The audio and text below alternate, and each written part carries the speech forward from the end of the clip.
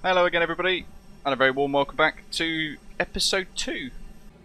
Pushback, Engine Start, Taxi and Takeoff in the Kuro 787-8 in Microsoft Flight Simulator post AAU2.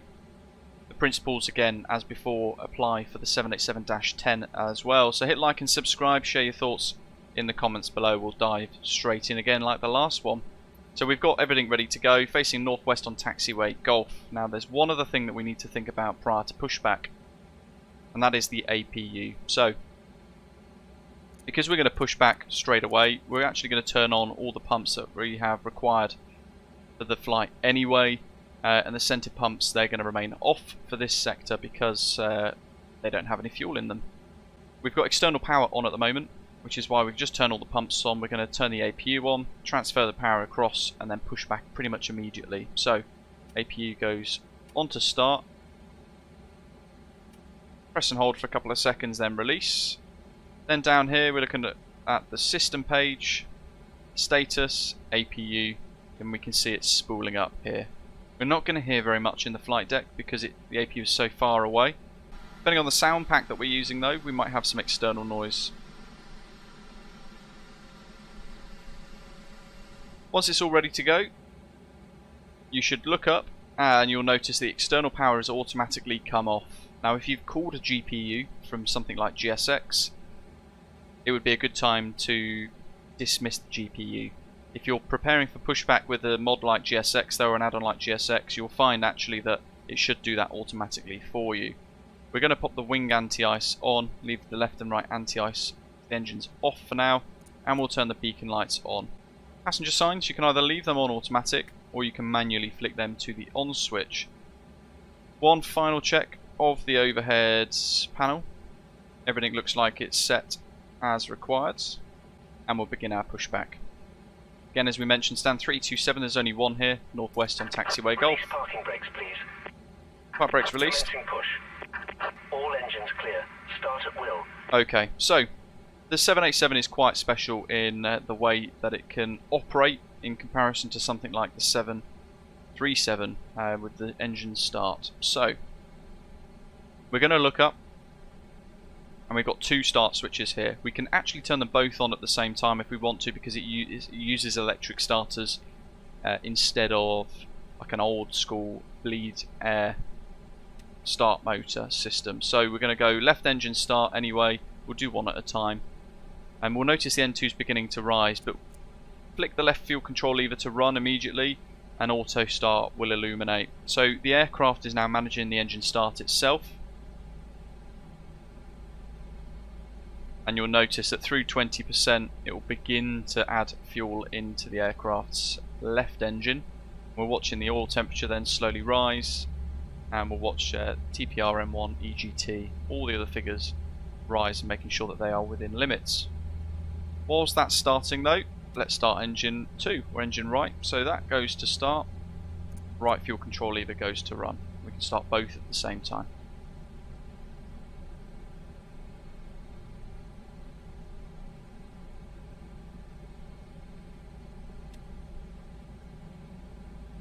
Engine 1 looks good.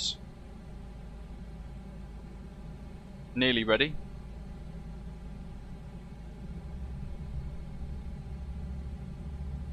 Now shown running.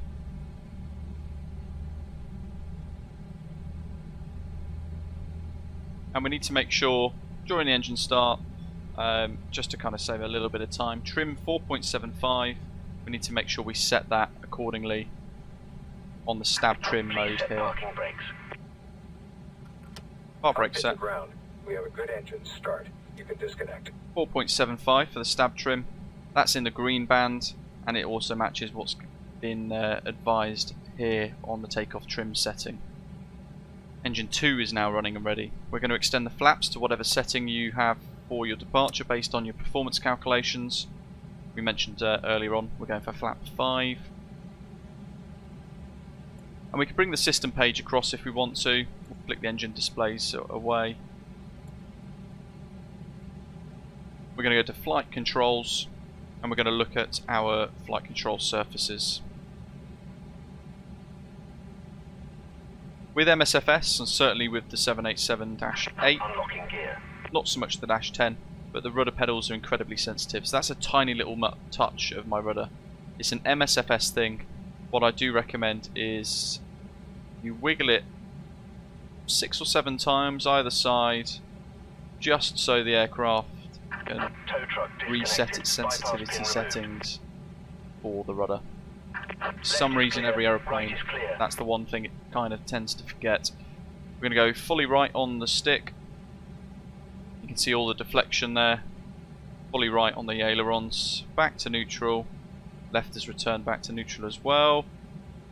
All the way left. Left aileron and flaperons up. Right one's down. Back to neutral. Pushing forwards on the elevator. We can see the indications there on the flight control. Working as expected, and all the way back on the stick as well. Happy days. That's all of our flight control surface checks complete. We'll clear the status page, the system page, and then we'll click ICAS to flick the engine displays over to the first officer. Up in the overhead panel then, we're going to put the taxi lights on, engine anti-ice on automatic. Make sure, if you've not already done so, your recirc fans are on auto. With everything in the overhead set, we can turn the APU off. Then we're going to turn the fart brakes off and begin our taxi. Now we're on idle, taxiing on idle. Depending on your weight of your aircraft, it will do that quite happily itself. And there are a few little tips and tricks with taxiing this aeroplane. It's a lot bigger than say for example an A320. If you're in the Dash 10, this is even more useful to know. So, the yellow line is everything, and instead of keeping the nose wheel on the yellow line, as we commence the turns, we're going to allow the nose wheel to actually come slightly to the side of the yellow line to try and keep the yellow line through the middle of the 2 main wheels as it is at the moment. It takes a little bit of getting used to, but I'm going to show you guys what I mean.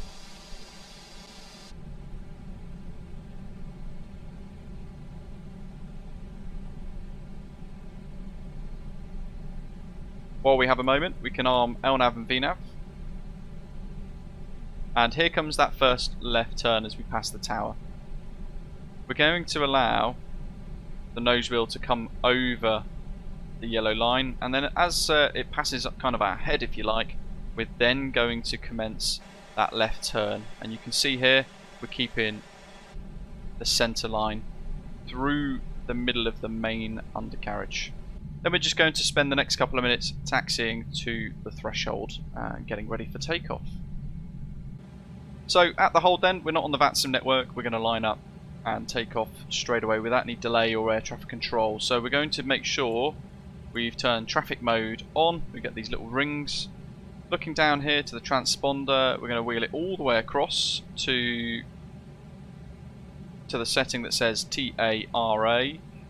Lining up, we're going to pop strobe lights on, turn off lights on, landing lights on, and we'll press the chime for the crew. Make sure we've got our flight control panel set,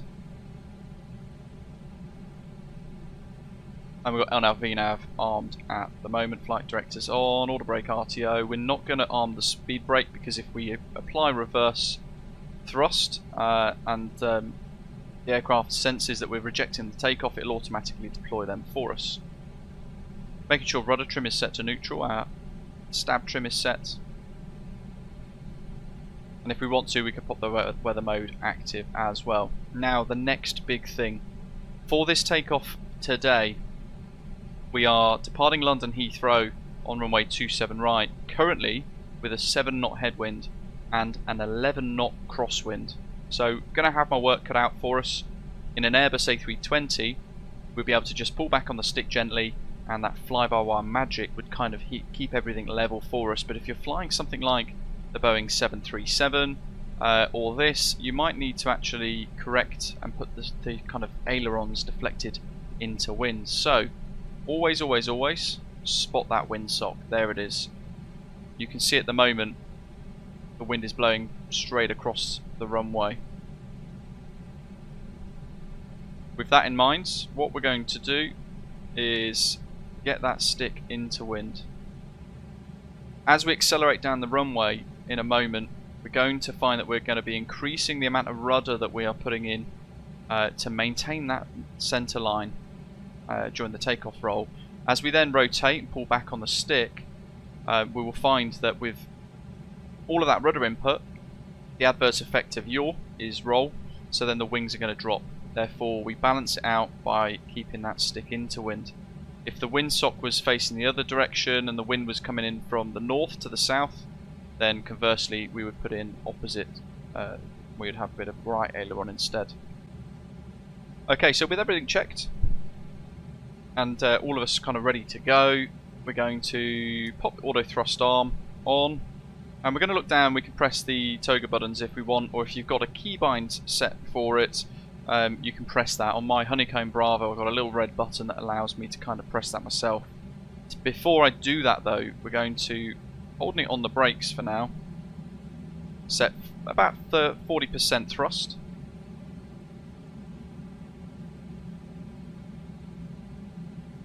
Making sure the engines are nice and stable. We're going to hold that yoke into wind, just kind of poking into view there at the bottom of your screens. And then we're going to activate toga.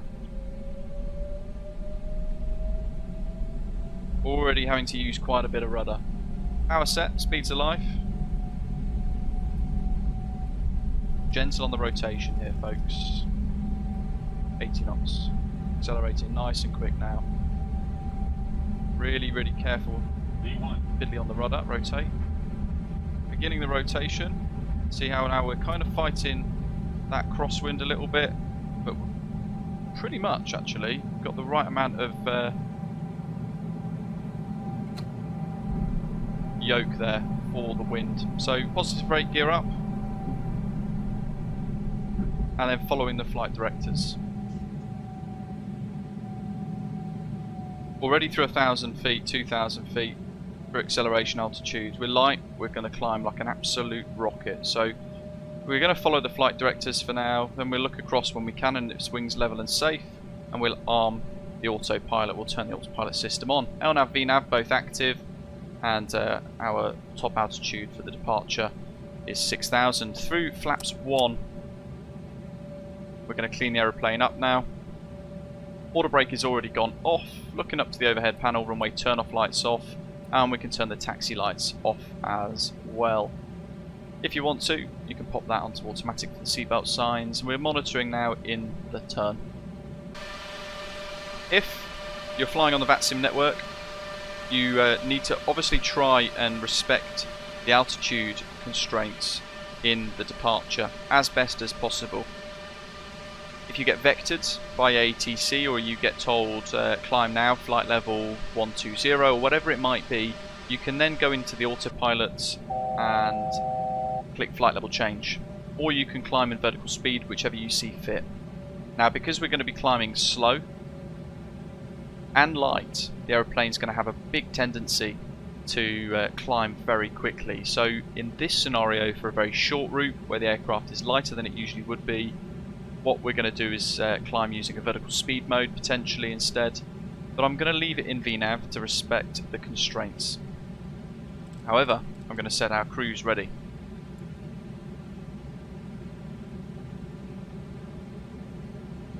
During the turns, we're going to keep that heading bug aligned with the direction of travel, really important, especially if we lose LNAV, it can happen. And I've now pressed the button to interrupt our commanded VNAV constraints.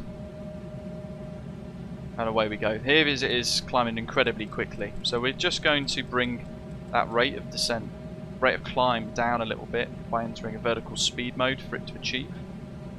And we're already through our transition altitude, so we've gone to standard pressure by clicking the button there. Some of the things are going to happen really quickly, so I'll have to kind of explain it after I've done it. Hopefully it all makes sense, but there we go. Through 10,000 feet, we're going to turn the landing lights off, and we're going to monitor the aeroplane. 10,000 feet would also be acceleration altitude for us, in which case we can bring the speed up to our climb speeds and work our way up to cruise. And that's it. Engine start, taxi, takeoff and climb in the 787. Hope you've enjoyed the tutorial series so far, found it useful. Hit like and subscribe, share your thoughts in the comments below, share the videos far and wide. But in the meantime, as always, thank you very much for watching, and I hope to see you for the next episode and for any live streams coming up very soon. Take care.